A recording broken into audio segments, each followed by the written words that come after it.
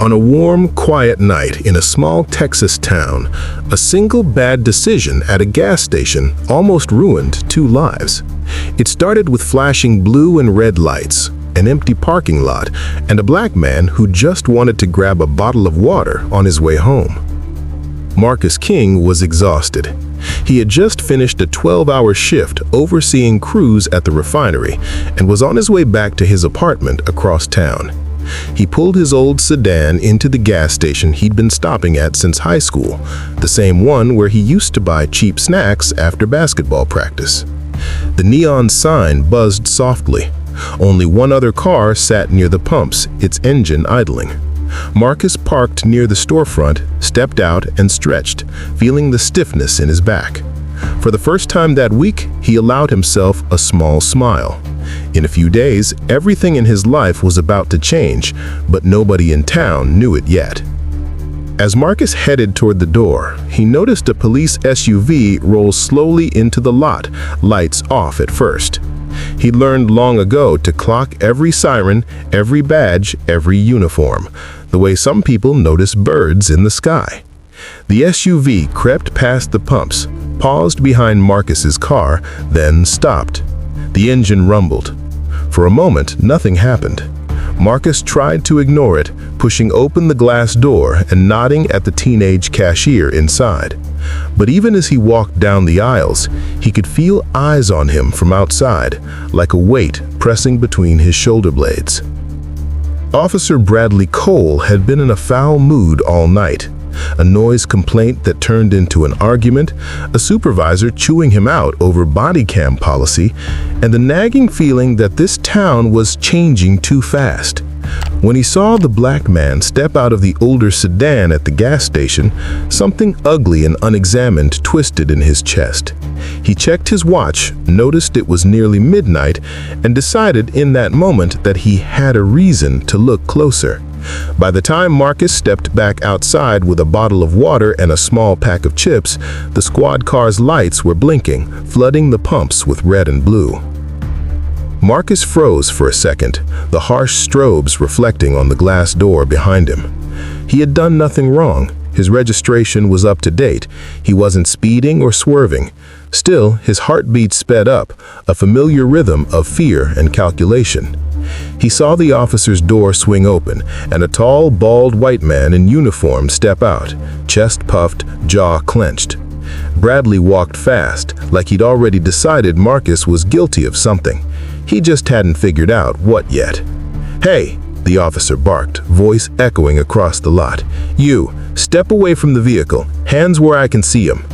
Marcus raised his hands immediately, the water bottle slipping from his fingers and rolling under his car. "Officer, I just came to buy something to drink. Is there a problem?" "That what you're calling it?"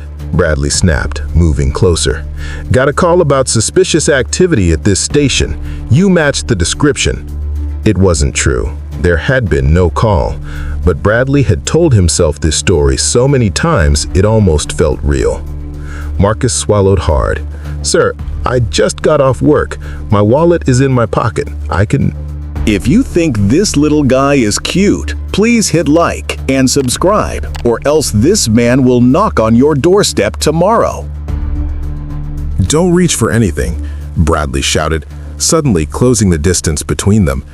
His hand hovered near his holster, and his other arm shot out in a warning gesture. Inside the station, the teenage cashier froze, eyes wide. Near the pumps, a young couple getting gas stopped mid-conversation, watching with growing alarm. One of them quietly lifted a phone. Marcus slowly placed his hands on the hood of his own car, the metal still warm from the drive. Okay. My hands are right here. I'm not resisting. I'm not doing anything." His throat felt dry. He could smell gasoline, hear the soft hum of the refrigeration units, the click of the camera above the door. He wondered, briefly, if any of it would matter later. Bradley circled him like a threat that needed to be contained. "What are you doing out here this late? You using this place to make deals? You got drugs on you? Weapons?" Each question was sharper, louder, building towards something dark. Marcus shook his head, barely breathing. No, sir. I work at the refinery, over on Miller Road. You can check. My name is Marcus King. Bradley didn't care about names. All he saw was someone who didn't look like he belonged in his town, standing too confidently in front of his gas station. He stepped closer, pushing at Marcus's shoulder. Turn around. Spread your legs. We're doing a search. Marcus's chest tightened. On what grounds? He asked before he could stop himself. It wasn't defiance, just a tired man's question, a human being trying to understand why he was being treated like a criminal for standing near his own car. In case you didn't notice, Bradley growled, leaning close, I'm the grounds. Now turn around. For a split second, Marcus thought about the folder in his passenger seat. The folder with documents that proved he'd just signed the papers to become the majority owner of this very gas station. For weeks he had saved every dollar, worked overtime, and navigated meeting after meeting with the previous owner and the bank. Tomorrow morning, they were supposed to announce it formally. Tomorrow, his mother was supposed to walk into the store, head held high, and see her son's name on the paperwork. He wondered bitterly what she would think if she saw him now, pinned under flashing lights. As Bradley roughly patted down his pockets, the young man by the pumps took a few steps closer, his phone angled just right to capture the scene. Inside, the cashier silently pointed to the security cameras, biting his lip. Every second, more lenses turned toward the confrontation, though Bradley seemed oblivious. He pushed Marcus harder against the hood. "What's this in your pocket?" the officer demanded. "My key fob," Marcus said through clenched teeth. "And the station keys." Station keys?" Bradley's eyes narrowed, suspicion mixing with something like irritation. "What are you doing with those? You steal them from the clerk inside?" "They're mine," Marcus answered, forcing each word out. "Starting tomorrow, this station belongs to me." For the first time, Bradley hesitated. The words didn't fit the story in his head. He straightened slightly, but didn't step back. "You expect me to believe that?" he scoffed. "You think you can talk your way out of this by playing some victim card?" Before Marcus could respond, a car pulled into the lot, a familiar silver sedan. Out stepped Mr. Patel, the longtime owner of the station, still in his work shirt, even though his shift had ended hours ago. He had forgotten his phone charger and doubled back to retrieve it. Instead, he walked into a storm. "Officer!" Mr. Patel called out, hurrying toward them. "What is going on here?" His eyes darted from Marcus pressed against the hood to Bradley's tense posture. Bradley lifted a hand, as if to block him. "Sir, please step back. This man is under investigation. We have a report that matches his vehicle and description." "No, no, no," Mr. Patel cut in, shaking his head vigorously. "There must be some mistake. This is Marcus King. He is not a criminal. He is the new owner of this station. We just signed the papers today." The words hung in the air like a thunderclap. The young couple by the pumps exchanged glances. The cashier inside leaned closer to the glass. Marcus slowly turned his head, eyes locking with Bradley's, the humiliation and anger burning behind them. "New owner," Bradley repeated, his mouth suddenly dry. His hand fell away from his holster. "You're telling me this man owns the place?" "Not yet officially, but yes," Mr. Patel insisted. "He worked hard for this. I trusted him with my business, my staff, my customers. If you have questions, you direct them at me, not him." A heavy silence settled over the lot. Bradley became sharply aware the phone camera pointed at him, the blinking red light of the security system above the door, the faces staring from every angle. His chest tightened as he realized just how bad this looked. A white officer aggressively detaining a black man who had done nothing wrong at a station that didn't just welcome him, it belonged to him. Bradley cleared his throat, struggling to regain control. We had a report that matched his vehicle and description. He lied weakly. I was just following up. No, officer, Marcus said quietly, finally straightening up from the hood. His hand still shook, but his voice was steady now. You never asked my name. You never told me what I supposedly did. You just saw me, decided I was a problem, and treated me like one, in my own parking lot. The young man with the phone took another deliberate step closer, making sure every word was recorded. Mr. Patel folded his arms. The couple at the pumps did not look away. Even the cashier had his phone out now, capturing a second angle. Bradley felt heat creeping up his neck. Look, Bradley muttered, trying to sound official. No harm done. You're free to go. Just be careful out here at night. It's not always safe. Not safe, Marcus repeated, a bitter laugh escaping him. You're the reason it's not safe. For a moment, it seemed like the officer might snap back. Instead, he took a step back, then another, retreating toward his SUV. The lights were still flashing behind him, but whatever authority he'd wrapped around himself minutes ago had cracked. As he opened the door, Marcus spoke again. Officer Cole, he said. Bradley paused, startled that Marcus knew his name. Tomorrow, when I walk into City Hall to file the final ownership documents, and the security footage from tonight accidentally finds its way to the mayor's office, maybe we can talk about safety then, for everyone. Bradley swallowed hard. He'd already had warnings about his behavior. The department had just updated body cam rules. Any complaint now would stick. And this wasn't just a complaint. It was multiple recordings, witnesses, a respected business owner vouching for Marcus. It was the kind of incident that didn't just go away.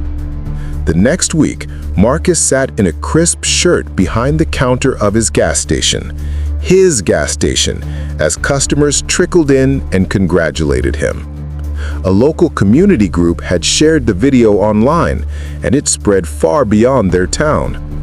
Commenters had plenty to say about Officer Cole, about profiling, about what could have happened if Marcus had moved a little too fast or asked one question too loudly.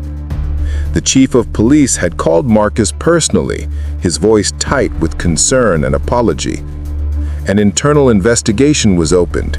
Officer Cole was placed on unpaid leave pending review. One afternoon, as the sun dipped low and bathed the lot in orange light, Marcus saw a familiar squad car pull in. His shoulders tensed, but this time there were no flashing lights. Bradley stepped out slowly, hat in his hands instead of on his head. He looked smaller somehow, like someone who'd been forced to see himself through a stranger's camera. Marcus met him just outside the door. "We're not doing this again," he said calmly. "I know," Bradley replied, voice rough. "I'm not here to cause trouble." He looked around at the pumps, the signage, the neatly swept lot. "I heard the ownership went through. Congratulations." It might have been any ordinary conversation, but they both knew it wasn't. Marcus studied him carefully. "Is that all?" he asked. Bradley swallowed. "No," he admitted, eyes dropping for a moment. "I came to say I was wrong. About that night. About you. About a lot of things, probably. The department training I've had since then, the videos, your statement, it all kind of forced me to look at myself. I don't expect you to forgive me, but I needed to say it."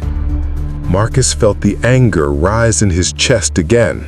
Memories flashing, the slam of his body against the hood, the fear that his name might become another hashtag. But he also thought of his mother's face when she'd walked into the station and seen the keys in her hand. The way the community had rallied. The pride he felt every time he turned the open sign in the window. "I didn't almost lose my life that night," Marcus said slowly, "but I could have. People like me do, all the time, for less than what I did, which was absolutely nothing. That's the problem. Not one bad night, a whole system that lets nights like that happen." Bradley nodded, shame etched into the lines around his eyes.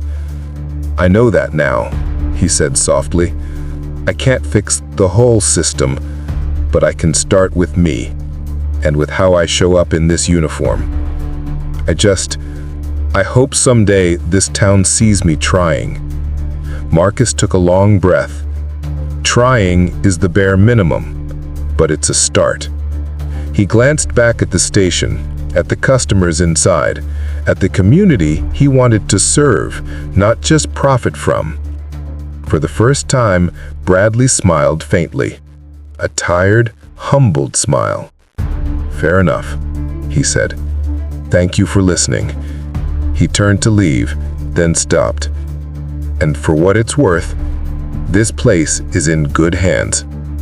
As the squad car pulled away, Marcus stood under the station's bright canopy, the hum of the lights overhead and the faint smell of gasoline grounding him in the present.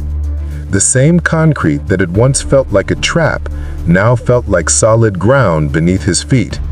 He walked back inside, greeted a regular with a warm nod, and glanced at the small sign behind the counter that read, "King's Fuel and Market, locally owned."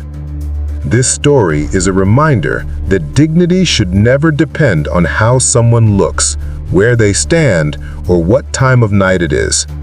It shows us how dangerous assumptions can be, and how powerful it is when the truth finally comes to light. If this story moved you, don't forget to like it, share it with your family and friends, and subscribe for more real-life inspired stories about justice, courage, and second chances. Thank you for listening, stay safe out there, and never be afraid to stand up for what's right. Thank you for watching DASHCAM and Justice Stories. You love more stories like this? Click the videos above and see you there.